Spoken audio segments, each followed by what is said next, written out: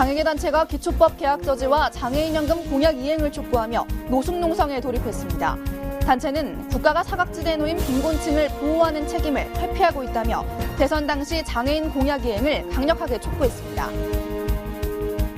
장애인 국가대표 수영 선수들이 꿈나무들을 지도하는 1일 수영교실이 열렸습니다. 런던 장애인 올림픽 수영 금메달리스트 이무근 선수를 비롯해 권현, 한동호 선수가 1일 교사로 나서 학생들과의 시간을 가졌습니다. 시청자 여러분 안녕하십니까? 복지TV 뉴스입니다. 장애등급제와 부양의무제 폐지 공동행동이 지난 29일 기초생활보장법 개정과 연금 공약 이행을 위한 무기한 농성을 선포했습니다. 첫 소식 배상훈 기자가 보도합니다. 장애등급제 부양의무제 폐지 공동행동은 지난 29일 서울 여의도 이름센터 앞에서 기자회견을 열고 기초생활보장법 개정을 위한 무기한 농성을 선포했습니다. 공동행동은 부양의무제가 가난한 이들을 다시 그 가족에게 떠넘기고 있다며 부양의무제 폐지를 통해 빈곤층을 보호해야 한다고 말했습니다. 또 정부의 개별급여 시행에 대해 이는 수급권자를 쪼개 사람 수만 늘리는 것이고 수급자의 지위를 불안정하게 하는 것이라고 말했습니다. 정부가 내세운 정책을 보면 실질적으로 머릿수가 늘어날 수는 있습니다.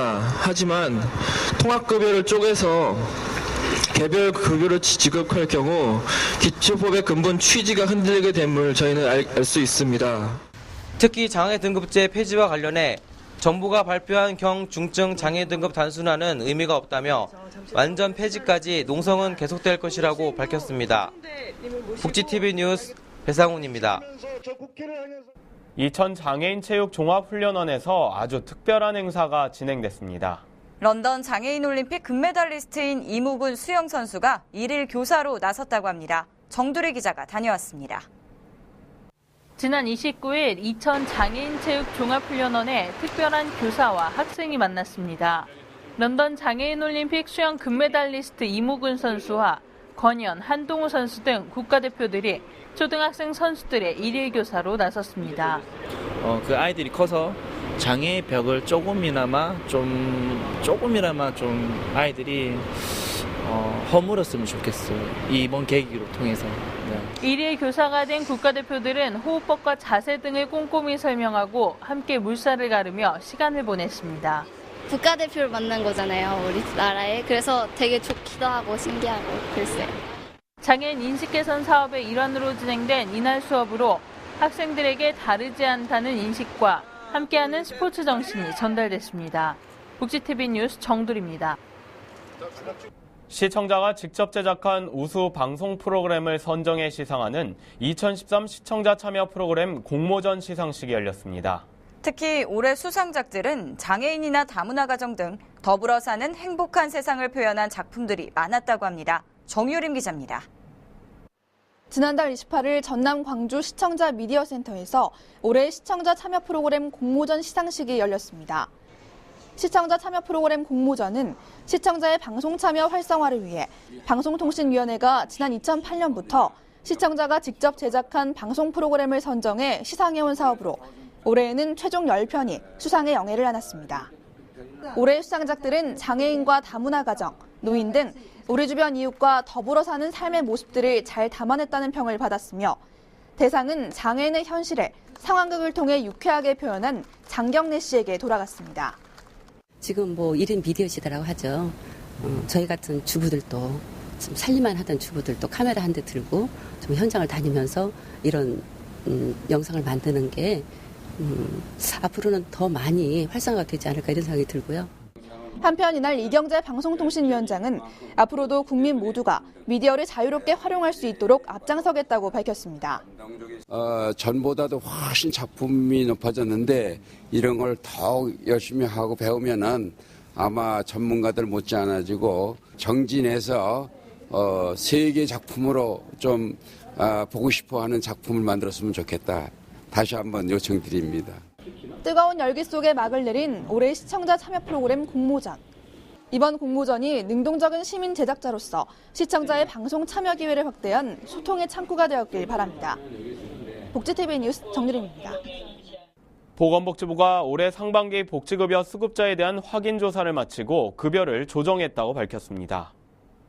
보건복지부는 지난 8월부터 10월까지 기초생활보장, 기초노령연금 등 8개 복지사업수급자 약 668만여 명의 소득 재산 변동을 확인하고 10월 말까지 이의 신청을 받아 42만여 명의 급여 조정을 마쳤다고 말했습니다. 복지부가 소득과 재산이 변화해 자격 또는 급여가 바뀐 수급자는 6.2%며 그중 급여 증가는 1.6%, 급여 감소는 2.4%고 급여 중지는 2.2%라고 설명했습니다. 지방자치단체가 장애인 콜택시를 도입해 운영할 의무가 있지만 전체 법정 도입 대수의 62% 정도밖에 운영되고 있지 않은 것으로 나타났습니다.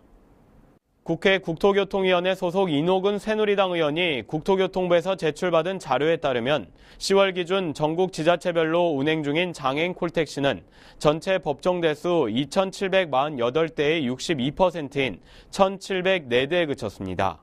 특히 전남에서는 법정 도입 대수가 154대이지만 23%인 36대만 운행하고 있고 충남에서는 법정 도입 대수 136대의 24%인 33대만 운행 중이었습니다. 한편 이노근 의원은 장애인 콜택시 도입은 지자체장의 의지가 중요하다며 국토부는 예산안 편성에 앞서 지자체가 집행 실적을 올릴 수 있도록 유인책을 마련할 필요가 있다고 언급했습니다. 장애가 있는 국가유공자도 앞으로는 등록장애인 복지 서비스를 받을 수 있게 됩니다. 보건복지부는 상위 등급에 해당하는 국가유공자가 장애인 등록을 할 수 있도록 장애인복지법 시행령을 개정할 것이라고 밝혔습니다.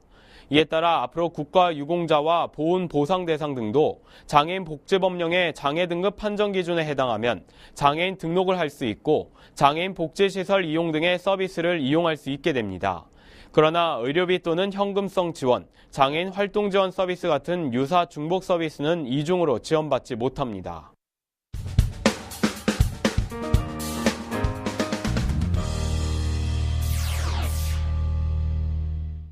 한 주간의 사회복지계의 화제를 모아보는 시선 플러스 시간입니다. 오늘도 위키프레스 정영진 편집장 나왔습니다. 안녕하십니까? 네, 안녕하세요. 네, 안녕하세요. 지난해 장애인 권리 실현을 위한 제3차 아시아태평양 이 장애인 10년이라는 인천 전략 선포가 있었는데 네. 이와 관련해서 이 정부의 추진 계획과 예산 편성이 상당히 미흡하다는 지적이 일고 있네요. 그렇습니다. 작년에 인천 전략을 발표를 하고 아시아태평양 지역의 장애인들의 권리를 좀 증진시키자 이런 목표로 발표를 했었는데 이를 위해서 장애계는 노력을 많이 했었습니다. 그리고 국회 차원에서도 국제개발협력 기본법 개정안 등이 통과가 되면서 굉장히 좀 긍정적인 장밋빛 전망이 좀 나왔었는데 반면에 이 정부와 부처가 이 예산 반영은 물론 이 장애인에 대한 어떤 인식조차도 좀 부족한 것 아니냐 이런 얘기들이 좀 나오고 있는 건데 사실 인천 전략은 이 한국뿐 아니라 한국을 포함한 아시아태평양 지역의 장애인들을 포괄적으로 장애 권익을 좀 증진시키자 이런 목적으로 시작이 된 거거든요. 거기서 또 한국 정부가 인천 전략이기 때문에 한국 정부가 또 주도적인 역할을 또 맡기도 했었습니다. 때문에 구체적인 추진 계획이 필요한 것은 너무나 당연한 건데 이게 이제 인천 전략에 명시된 어떤 일들을 하기 위해서는 여러 가지 정부적 차원의 지원들이 필요하죠. 또 관련된 부처만도 한 12개 정도가 되는데 이 12개 부처에 질의를 좀 보냈더니 그중에 2군데 정도 보건복지부와 미래창조부만 대답을 했었고 나머지 부서들은 해당 사항 없음이라고 대답을 한다든지 아예 자료조차 제출하지 않은 부처들이 상당히 좀 많았다는 겁니다. 이제 이 목표가 좀 제대로 정해졌고 거기에 대한 법도 어느 정도 통과가 된 만큼 나머지 부분 좀 정부와 각 부처들이 좀 도와줄 부분이 좀 분명히 있는 것 같은데 그래서 이런 그 목표를 달성하기 위해서는 어떤 주도적인 기구 그러니까 여러 부처에 나눠져 있는 일들을 잘 해결할 수 있는 주도적인 기구가 특히 대통령 직속 기구 같은 게 필요한 것 아니냐 이런 목소리도 나오고 있는 것 같습니다. 인천 전략 장애계에서도 상당히 중요하게 생각하는 것이고 우리나라뿐 아니라 다른 여러 나라들에서도 우리나라의 어떤 그 행동 인천 전략에 대해서 어떻게 행동하는지를 잘 또 주시하고 있기 때문에 이 부분에 대해서 국회 차원 그리고 정부 차원의 좀 도움, 협력이 좀 필요한 것 같습니다. 네, 정부의 사실 그러한 어떤 미흡함도 문제지만 이 예산도 중요한 부분이기 때문에 이 정부의 예산 처리도 좀 해결이 돼야 되고 국회에서 지금 여야 이 새해 예산안을 놓고 충돌 중에 있는데 이 정부도 국회도 좀 국민을 바라볼 수 있는 그러한 어떤 정책을 좀 내줬으면 좋겠네요. 네, 끝으로 이제 부산 형제복지원 이 사건 대책위가 공식 출범했네요. 그렇습니다. 부산의 홀로코스트다라는 말까지 나올 정도로 아주 끔찍한 사건이 있었는데 어떻게 보면 우리가 모두가 좀 외면했던 이야기가 아닌가 하는 생각도 듭니다. 네. 부산 형제복지원 사건 잠깐만 좀 소개를 해드리면 지난 75년부터 87년까지 약 12년 동안 무려 500여 명의 목숨이 의문의 죽음을 당했던 이런 사건이 있었습니다. 그 외에도 여러 폭행이라든지 성범죄들 또 학대 이런 문제들이 계속해서 벌어졌던 곳이 바로 형제복지원 사건인데 이것들이 이제 87년에 한번 사건이 크게 터지고 나서 그 이후로도 제대로 된 진상 규명이 있었다거나 이 책임을 질 만한 사람들이 제대로 처벌을 받았던 일이 별로 없었다는 것이 지금 문제가 좀 되고 있는 것이고요. 때문에 이 부산 형제복지원 사건은 지금도 현재 진행 중이다. 이런 얘기까지 지금 나오고 있습니다. 글쎄요, 12년간 513명이 사망했던 의문사했던 이 부산 형제복지원에서 과연 무슨 일이 있었는지 그리고 이 잘못을 저지른 사람들은 지금 어떤 처벌을 받았는지 이거에 대해서 우리가 너무나 좀 외면했던 게 아닌가 하는 생각이 좀 들고요. 일단은 형제복지지원재단의 어떤 관련된 공무원들 역시도 제대로 처벌을 받은 사람이 없으니까 네. 이에 대한 부분도 좀 확실하게 좀 밝혀야 될 것 같고 앞으로 이런 사건이 재발하지 않기 위해서는 확실한 사건의 어떤 처음부터 끝까지를 밝혀내는 것 그리고 네. 그 관련된 처벌 규정을 제대로 마련하는 것 이런 것들이 좀 필요한 것 같습니다. 대책위가 본격적으로 이제 출범해서 활동을 한다고 하니까 계속해서 그 어떤 추이를 좀 지켜봐야 되겠네요. 그렇습니다. 네, 다음 주에도 다양한 사회복지계 소식 전해주시기 바랍니다. 고맙습니다. 네, 고맙습니다.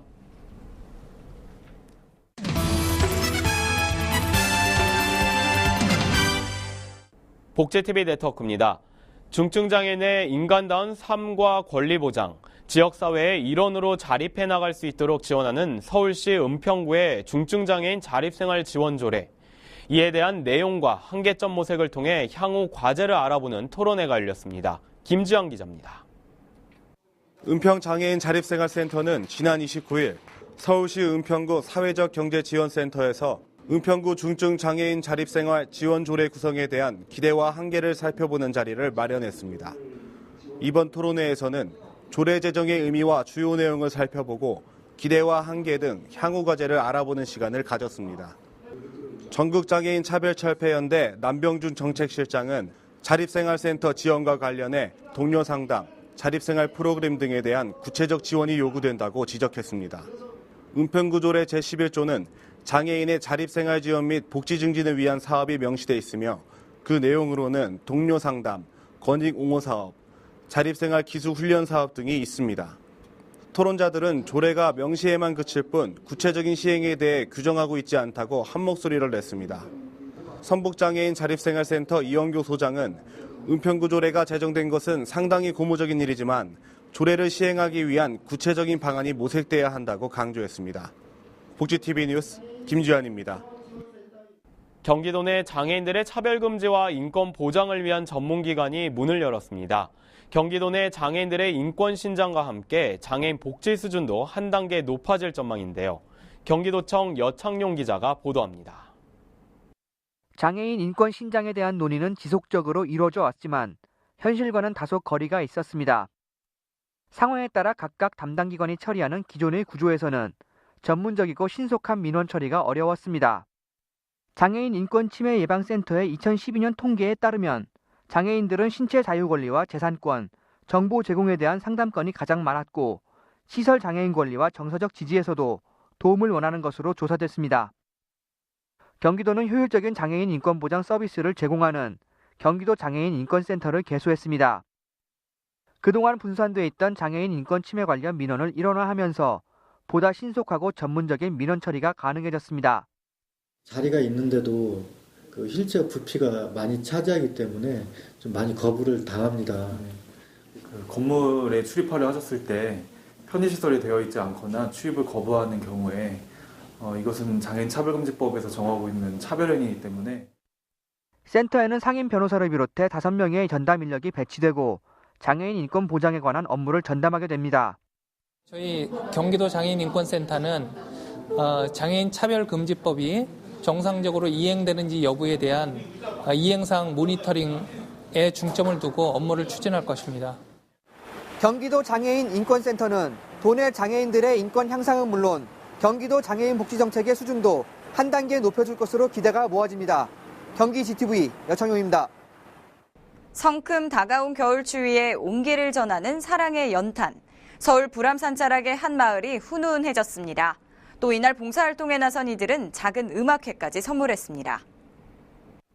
서울 불암산자락에 웅크리듯 자리 잡은 달동네.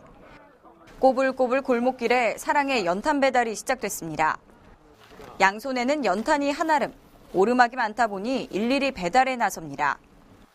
골목에 차도 잘 안 들어오고 꼬불꼬불해서 사람들이 정말 이 연탄을 날라주지 않으면 정말 겨울 나기가 어렵겠구나. 좁은 골목길에는 기다랗게 줄이 늘어섰고 네, 여기까지래요. 빨리 받으세요. 이마에는 어느새 송골송골 땀방울이 맺힙니다. 고맙습니다. 우리 부자 됐어. 오늘 배달에 나선 연탄은 1,500장. 아이들에게는 3.5kg 연탄 한 장을 옮기는 게 만만치 않지만 힘든 줄 모릅니다. 깨질까봐 너무 무서웠어요.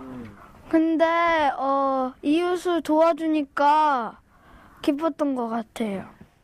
하늘과 맞닿은 달동네 공터에서 아름다운 아리아가 연주됩니다.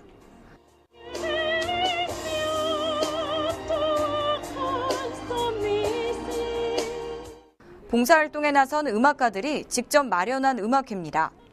공기도 좋고 기분도 더 좋아지고 남을 위해서 시간을 낸다는 것 자체가 또 행복하고 희망에 찬 그런 시간인 것 같습니다.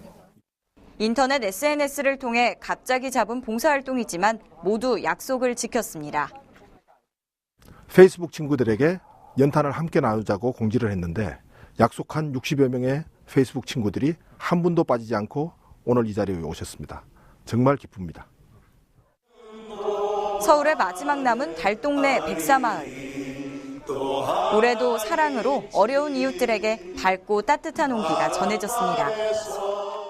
복지TV 뉴스 박고은입니다. 경상북도는 우리마을 건강지도를 공개하고 이에 따른 대책 사업으로 지역 간 건강 격차를 줄이기 위한 건강새마을 조성 사업을 본격 추진한다고 밝혔습니다. 우리마을 건강지도는 통계청 자료를 통해 23개 시군에 대한 3년간 표준 사망률을 분석해 이를 바탕으로 건강 취약 지역의 마을을 중심으로 지역사회가 요구하는 건강 문제 해결을 위한 맞춤형 통합 서비스를 제공할 예정입니다. 또한 주민들이 자발적으로 동참해 개개인의 건강 유해 요인을 개선토록 유도함으로써 건강 친화적 정책 수립과 건강생활 실천 분위기를 조성할 계획입니다. 경북도는 앞으로도 건강새마을의 정착과 확산을 위해 마을 특성과 여건에 맞는 사업 체계를 갖추도록 지원하고 주기적인 모니터링으로 사업의 내실화를 다져나가겠다고 밝혔습니다.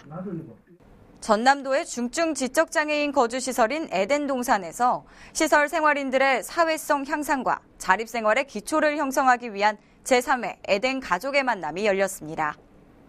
이번 행사는 장애인 거주시설의 통상적인 문제점으로 거론되고 있는 생활인 문제 행동과 사회성 결여, 고립감 등을 해소하고자 마련됐습니다. 이날은 기업 및 후원인, 자원봉사자 등 70여 명이 참석했으며 시설에 거주 중인 생활인들이 참여한 공연과 전시회가 이어졌습니다. 행사 관계자는 많은 지역민들이 중증 지적장애인 생활시설을 둘러봄을 통해 소통할 수 있는 계기를 마련하고 장애에 대한 올바른 인식 변화, 지속 가능한 지원으로 이어질 수 있길 바란다고 전했습니다. 국내 유일 사회복지 전문 미디어 그룹 복지미디어 그룹이 복지신문고로 여러분께 한 걸음 더 다가갑니다. 복지신문고는 우리 사회의 장애인들, 사회소수계층의 인권 침해, 비리 문제와 불합리한 사건 사고 등의 소식을 기다리고 있습니다. 복지TV 웰페어 뉴스 홈페이지 또는 복지TV 어플리케이션과 우편으로 참여할 수 있습니다. 여러분의 작은 소리도 크게 듣는 복지신문고, 많은 관심 바랍니다. 미래창조과학부가 이달 2일부터 저소득층이 디지털 TV를 저렴하게 구매할 수 있도록 지원하는 저소득층 등 디지털 TV 보급 지원 사업을 시작했습니다. 자세한 내용은 디지털 TV 보급지원센터를 통해 안내받을 수 있습니다. 이상으로 복지TV 뉴스를 마칩니다. 시청해주셔서 고맙습니다.